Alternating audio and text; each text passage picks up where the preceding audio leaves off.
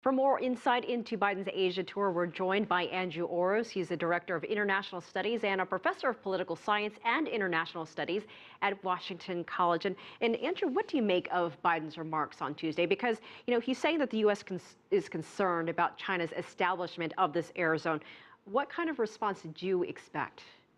Well, I think the response is going to come in two parts. There's the public response that we've heard. We also heard from Secretary Hagel, from Secretary Kerry, that we don't appreciate China's unilateral change of the status quo.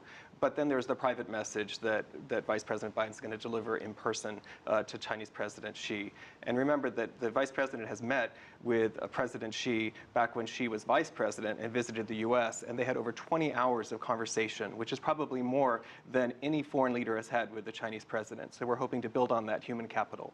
So they have a relationship established. What do you think Biden is trying to achieve? What is his main goal in China and more broadly while he's there in the region?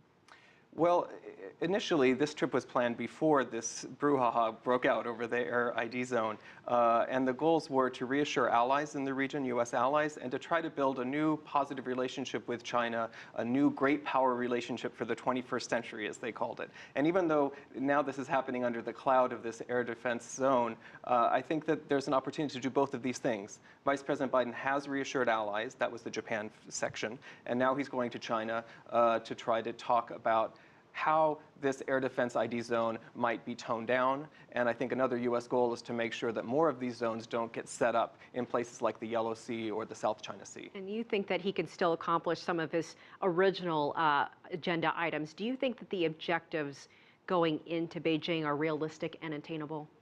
I do think they're realistic and attainable. I think that in China, having a personal relationship, having that connection allows you the next time to build a more productive relationship, and we're hoping that that's what the Vice President's going to be able to do. And the U.S. and China have many common interests. We're close trading partners. We're trying to develop a global economy together, and I think that's going to be a big part of the message. It's not just going to be about the crisis over an air defense zone. All right, Andrew Oros, we appreciate your time. Thank you so much for joining us here. Thank you for having me. With your perspective.